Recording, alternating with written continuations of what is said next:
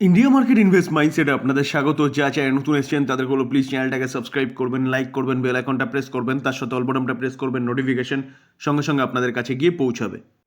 Sir এই ভিডিওতে আমরা অনলি ফর একটা কোম্পানি নিয়ে আলোচনা করতে চলেছি, যেই কোম্পানিটা কিন্তু আপনারা থাম্বনেলে দেখেছেন একটা শেয়ারের বদলে 6টা শেয়ার পেতে চলেছেন।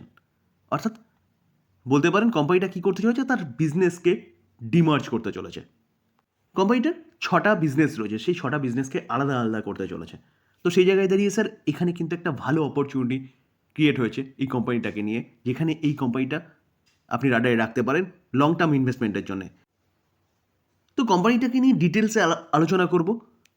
সেই আলোচনার মাধ্যমে আপনারা নিজেরাও বুঝতে পারবেন যে এই কোম্পানিটা বাই করা যায় কিনা, যেখানে কোম্পানিটার কি ভালো জিনিস সেগুলো নিয়ে আলোচনা করব, আর কোন দিকটা খারাপ রয়েছে সেটা নিয়েও আলোচনা করব। শুধু একটু ধৈর্য সহকারে দেখতে হবে। তো প্রথমেই বলে রাখি যে এই কোম্পানিটা ডিভিডেন্ডের বাদশা। দেখুন কোম্পানিটা প্রায় 10% করে কিন্তু একটা ডিভিডেন্ড পে আউট করে। আমরা যদি দেখতে পারবো যে কোম্পানিটা লাস্ট এক বছরে 90% রিটার্ন দিয়েছে। এবং কোম্পানিটাকে যদি 5 বছর দেখলে দেখা যাবে 213%, তাহলে 213% একটা ভালো রিটার্ন বানিয়ে দিয়েছে। তার পাশাপাশি কোম্পানিটা একটা ভালো ডিভিডেন্ডও পে আউট করে। তো চলুন অ্যাট ফার্স্ট নিউজ যেটা পাওয়া যাচ্ছে সেটা একটু দেখে নিই। স্যার কোম্পানিটার নাম কি? কোম্পানির নাম হচ্ছে বিধান্তা। তো কোম্পানিটা ভালো একটা ক্যাপিটাল গেনও করে দিয়েছে লাস্ট 5 বছরে, এবং 10% করে কিন্তু একটা ডিভিডেন্ডও পে আউট করছে। তো এই কোম্পানিটার ডিমার্জের কথা কিন্তু শোনা যাচ্ছিল, প্রায় বলতে পারেন 6 মাসের হবে কাছাকাছি প্রায়, যে ডিমার্জ হবে। তো ডিমার্জ বললেই তো হবে না, বোর্ড অ্যাপ্রুভ দিলেই হবে না, তার সাথে সাথে কিন্তু প্রচুর অ্যাপ্রুভাল দরকার। এনসিএলটি বলুন, বিএসসি, এনএসসি, এক্সচেঞ্জের থেকে, সেবির থেকে, শেয়ার হোল্ডারদের থেকে। তো টোটাল সব অ্যাপ্রুভালের পরে তারপরে কিন্তু কোম্পানি ডিমার্জ করতে পারবে। তো সেরকমই কিন্তু প্রায় সব অ্যাপ্রুভাল হয়ে গেছে, একটা অ্যাপ্রুভাল ঝুলছিল সেটাও কিন্তু হয়ে গেছে। স্যার এই আর্টিকেল দেখলে দেখা যাবে যে বিধান্তা ডিমার্জারের যে ব্যাপারটা, সেই ব্যাপারটা কিন্তু এনসিএলটি ক্লিয়ার দিয়েছে। বলছে way for meeting of share holder এবং ক্রেডিটারদের মিটিং হওয়ার পরে তো এনসিএলটির থেকে ক্লিয়ারেন্স পেয়ে গেছে। বলছে কি যে Vedanta has receive approval 75% of secure creditor and proposal demerger of its business. তো কোম্পানির মাইনিং বিজনেস তো রয়েছেই, তার সাথে সাথে কোম্পানির অ্যালুমিনিয়ামের বিজনেস, অয়েল অ্যান্ড গ্যাসের বিজনেস, পাওয়ারের বিজনেস, স্টিল অ্যান্ড ফোরাস ম্যাটেরিয়ালসের বিজনেস এবং বেস মেটেলসেরও বিজনেস। তো স্যার এই বিজনেসগুলো কিন্তু আলাদা হতে চলেছে বিধান্তার থেকে। তো যার জন্য আমি ফার্স্টেই বললাম যে কি একটার বদলে 6টা শেয়ার পেতে চলেছেন। তো সব ঠিক আছে, এখন শুধু সময়ের অপেক্ষা। যতদূর যা শোনা যাচ্ছে যে FY25-এর মধ্যে কিন্তু এই ডিমার্জার হয়ে যাবে। তো সময় কিন্তু এগিয়ে এসছে বলতে পারেন ডিমার্জারের। তো সেই জায়গায় দাঁড়িয়ে স্যার এই কোম্পানিটাকে এখান থেকে বাই করার চিন্তাভাবনা করা যায়। কোম্পানি ডিভিডেন্ডের বাচ্চা, কোম্পানি ডিমার্জার হচ্ছে, একটার বদলে 6টা শেয়ার পাবেন। ওকে, তাই বলে কোম্পানি কি বাই করবেন? একদম না। আমি সবসময় আপনাদের বলেছি যে অ্যাট ফার্স্ট কোম্পানির বিজনেস দেখুন। কোম্পানির বিজনেস যদি ঠিক থাকে এবং কোম্পানি যদি বিজনেস ঠিকঠাক করে রান করে, অর্থাৎ ফান্ডামেন্টাল ঠিক থাকে, তাহলে কি আপনি এই কোম্পানি নিয়ে চিন্তাভাবনা করতে পারেন। যেখানে আমরা কোম্পানির বিজনেস কিন্তু দেখলাম, যেখানে পাওয়ার সেগমেন্টে অ্যালুমিনিয়াম বলুন, ফোরাস মেটেল বলুন বা স্টিল বলুন, এইসব সব সেগমেন্টে, মাইনিংয়ের ক্ষেত্রে বলুন, কোম্পানিটার এক্সপোজার রয়েছে। তো বিজনেস ঠিকঠাক আছে। তো এবার দেখতে হবে গিয়ে কি যে কোম্পানির ফান্ডামেন্টাল ঠিক আছে নাকি। তো চলুন সেটা একটু দেখে নিই। আমি যদি কোম্পানিটার রিজার্ভ দেখলে দেখাবে দেখুন 65,164 কারোর মতন কোম্পানিটার কাছে রিজার্ভ রয়েছে, অর্থাৎ যথেষ্ট ভালো কিন্তু একটা রিজার্ভ কোম্পানিটার কাছে রয়েছে। Long term boring 28,318, long term boring অনেকটা রয়েছে, যেখানে বোরিং আগে ছিল কত 32,000, সেটা 28,000-এ এসছে।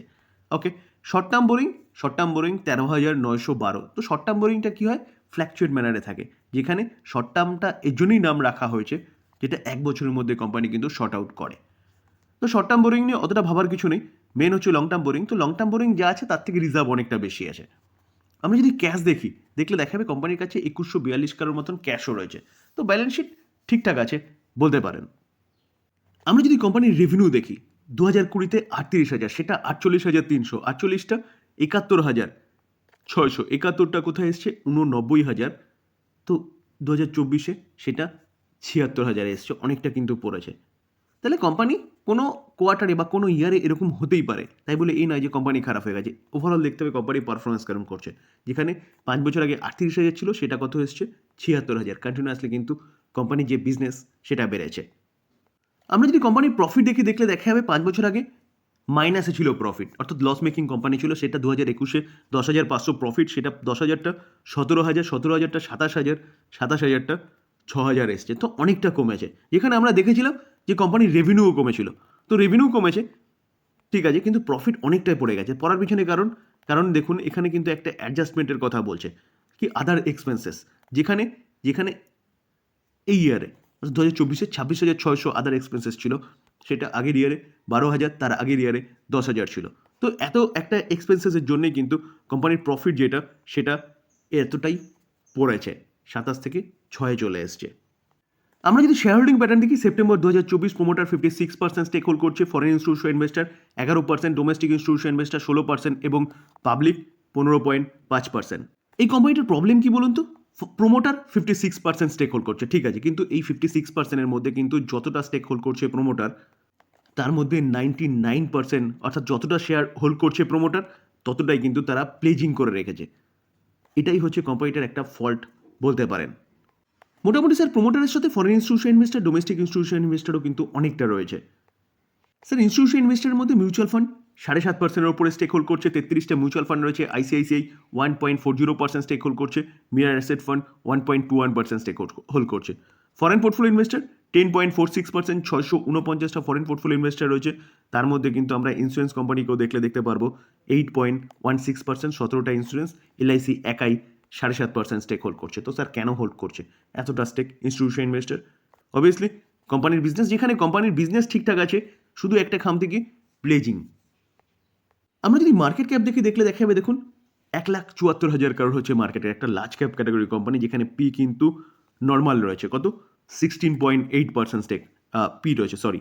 রিটার্ন অন ক্যাপিটাল এমপ্লয় দেখলে দেখা যাবে 29, ঠিকঠাক রয়েছে। রিটার্ন অন ইকুইটি একটু কম রয়েছে, তবু ঠিক আছে। ফেস ভ্যালু 1 আছে, মানে কোম্পানি স্প্লিট দেবে না।